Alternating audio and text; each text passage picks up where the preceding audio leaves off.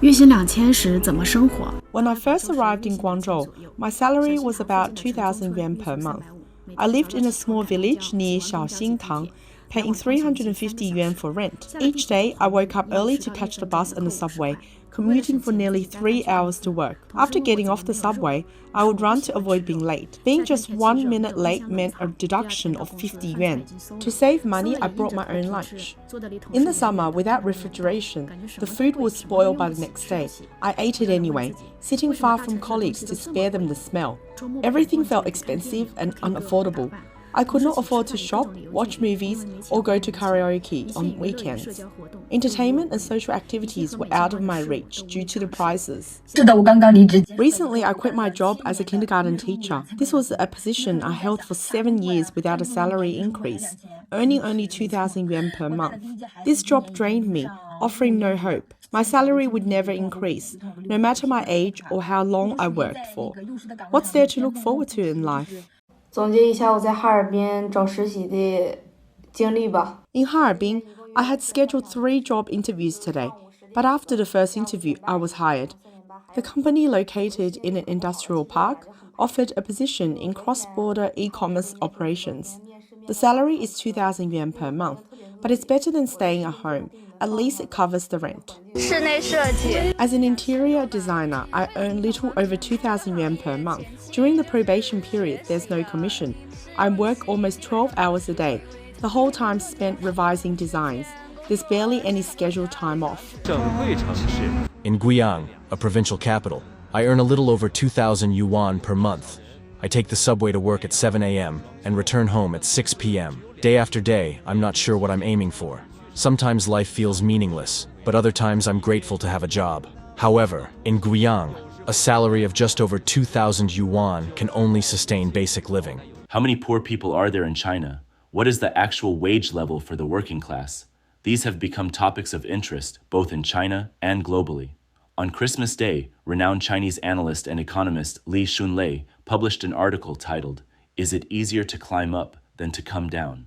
looking at the economy from the demand side in China's leading financial magazine. Li's article, Rich in Data, analyzes China's current economic condition. He points out that most countries with a population exceeding 100 million have a Gini coefficient above 0.4, indicating that larger populations tend to have a greater income disparity. Li also references a 2021 survey by the China Institute for Income Distribution of Beijing Normal University.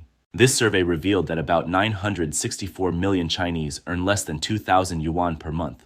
The per capita GDP of Chinese residents is only 1/3 of Japan's in 1994, where the Gini coefficient remains at a safe range of below 0.4. As a developing country with relatively low income levels, China faces the challenge of working people aging before they become wealthy.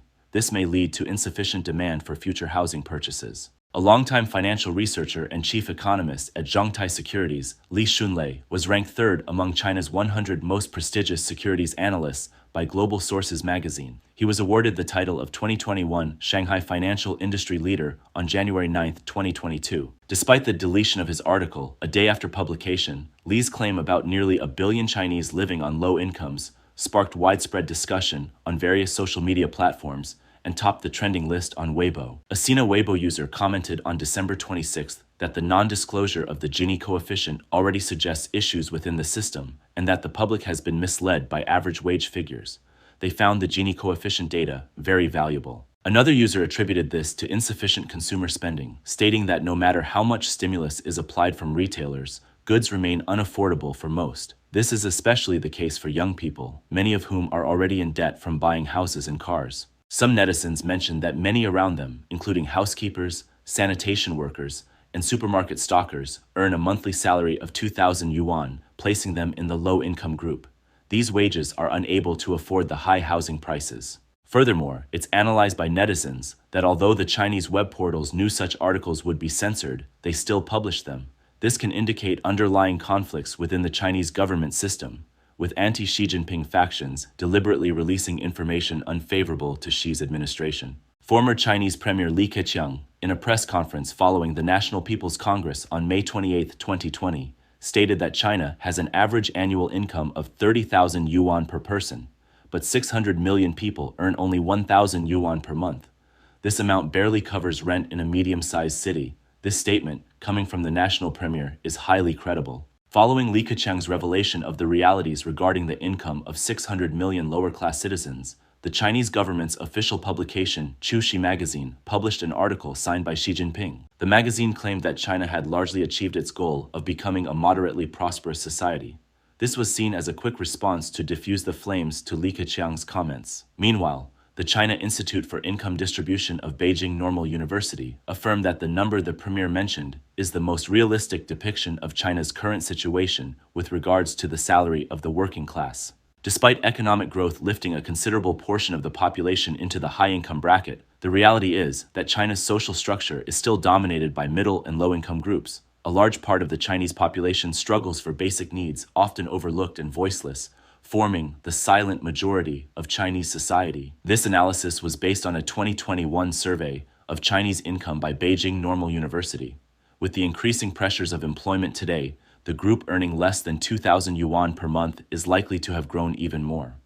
Independent commentator Ji Feng told Radio Free Asia on December 27th that his two nieces, both recent college graduates, are also part of the 964 million low-income population mentioned by Li Shunlei. Commentator Ji Feng notes, the data used by Li Shunlei and Li Keqiang both come from surveys conducted by Beijing Normal University. Most of what these articles say, once downloaded, is true. The economic downturn, intensified over 3 years of the pandemic, is experienced by many. My niece in Chongqing, a recent college graduate, earns only 2,000 yuan per month, half of which goes to rent. Her father has to send her an additional 1,000 or 2,000 yuan monthly. After her internship, she became unemployed. The economic situation of the country is out of control, and everyone knows it. County towns are a crucial part of China's urban system. Over 2,000 of these towns across China reflect the true state of the economy. Nearly 900 million people live in such cities, but only 10% of them hold a college degree or higher. The wage levels of the youth in these towns represent the majority of the rest of the wages in China. In our small county town of Shaoyang, Hunan, the wages are so low it might make you question life itself. Here, salaries are generally between 1,200 to 2,000 yuan. Let's find out how much people earn working in a county town. Let's ask in this store. Excuse me, do you work here or are you the owner? I work here. Can I ask a few questions? May I sit? How much do you earn per month working here? 1,800 yuan. 1,800. Is that the base salary or the total including commissions? Our base salary is 1,800 plus commissions. So, with commissions, how much do you earn in a month? About 2,000 to 3,000 yuan. After visiting many places like restaurants, shops, street stores, and the building materials market all afternoon, I found that the wage levels are very low. Most don't exceed 3,000 yuan. Many are around 2,000 yuan. I knew wages in county towns weren't high, but I didn't expect them to be this low. In these towns, if you want a higher salary, there are mainly two options: work in a factory or become a civil servant. So now we know why it's so hard to find jobs in first-tier cities like Beijing, Shanghai, Shenzhen, and Guangzhou. These young people have to move out. Making money in one's hometown is extremely difficult. 80后在湖南小县城。 How does one live in a small Hunan county town on a 2,000 yuan salary as someone born in the 80s? I live in this town, where there's no Starbucks or Wanda Plaza. This town has all the tall buildings in center and is surrounded by villages and fields. No need for a fast-paced way of living, and the cost of living is low. It's about a 10-minute walk from my home to work. With the mindset of saving every penny, walking to work is my first choice. All my meals are at the company canteen, so on work days, my expenses are zero. Jiangsu Province is a wealthy and economically developed region in China. A foot massage worker in a small town in Jiangsu earns a base salary of 1,500 yuan and can earn up to 3,000 yuan in a good month. They sleep in the shop at night, spending no more than 10 yuan on dinner, relying on mobile games for entertainment. Post-pandemic, the massage and foot bath industry is estimated to have only a few million workers. This is very little in comparison to the number of working-class people in China. In a county town hot pot restaurant, female workers earn a base salary of 2,000 yuan with meals and accommodation provided. Their lipstick, purchased for 5 yuan on a Chinese online shopping site, Pinduoduo, has a monthly sales volume of over 100,000. In these towns, civil servants and public institution employees are considered high earners. This explains why millions compete annually for just over 20,000 of such positions. In a small northern town, A middle school teacher with 40 years of experience receives a monthly retirement pension of just over 4,000 yuan per month, including various subsidies. This is the true state of the economic affairs in China. The unemployment situation in China is even more alarming than the issues with minimum wage. Following the easing of pandemic restrictions, China's economic recovery has been slower than expected, and the job market is in a dire state.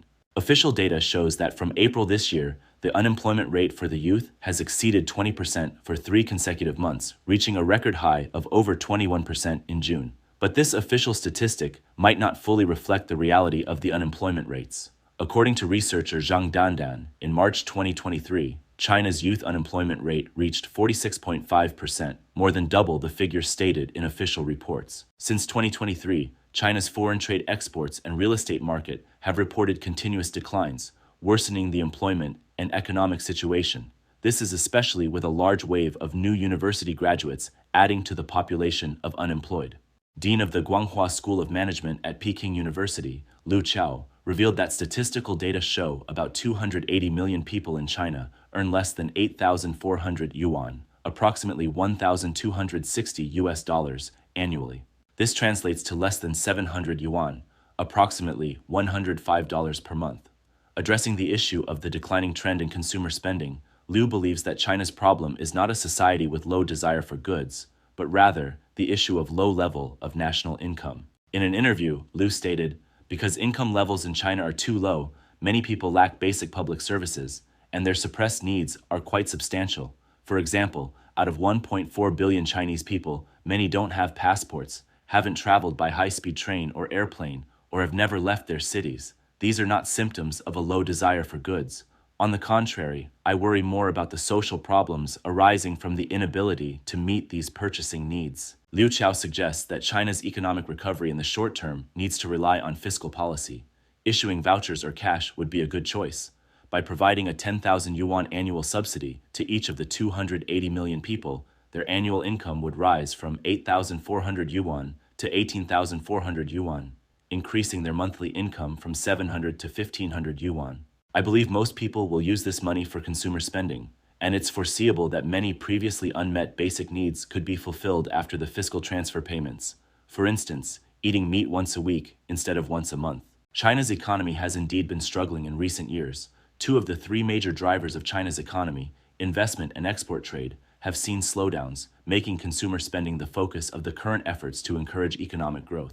On August 27th, the State Council of the People's Republic of China released 20 policies to promote consumer spending growth, making restoring and expanding consumer consumption a key economic term for 2023. In response to the Chinese authorities' intensive policies to stimulate consumer spending, a user on the Chinese social networking platform Xiaohongshu commented, "Is it that I don't want to spend money on goods, or is it that don't know how to?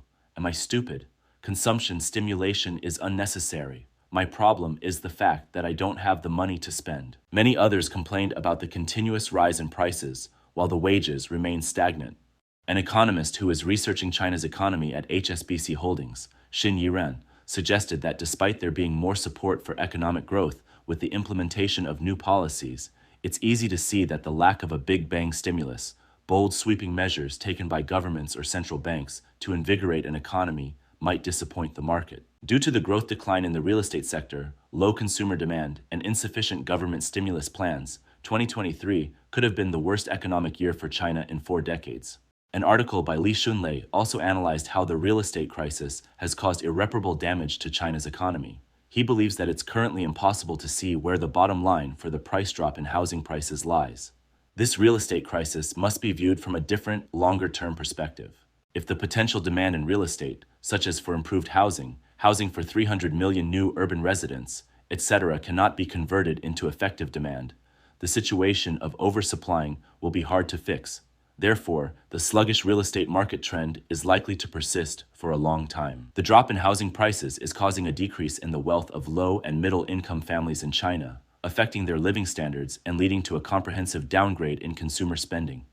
In recent years, the debt pressure on Chinese residents has increased, with personal housing-related loans accounting for over 70% of total household debt. The real estate market in China has essentially hijacked the consumption power of its people. Li Shenlei suggests that the most effective way to expand domestic demand is to boost consumer spending, not investment. To raise economic expectations, it's necessary to increase the income of low and middle-income residents and improve social security levels. Serious financial commitment is needed. Current promotional measures like home appliances to the countryside are not enough to boost consumer spending. A recent earthquake has further exposed the dire living conditions of the Chinese people and the economic situation in China.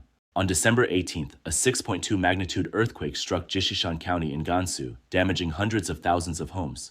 Jishishan was once one of Gansu's 23 extremely poor counties, yet declared itself poverty-free in 2019. But the earthquake revealed, through the media, that many houses, built of mud bricks, collapsed. The living conditions of the victims of the earthquakes remained at the levels of the 1980s, 90s, and even the 50s and 60s. Locals commented that without the earthquake, no one would have known how poor we are here. Netizens couldn't help but reflect on their disbelief in Li Keqiang's statement about hundreds of millions of Chinese people earning only 1,000 yuan. Seeing the houses affected by the Gansu earthquake, they now believe it. Caixin.net sent reporters to the earthquake zone, followed by a report titled, "The Underlying Hue of Suffering is Poverty."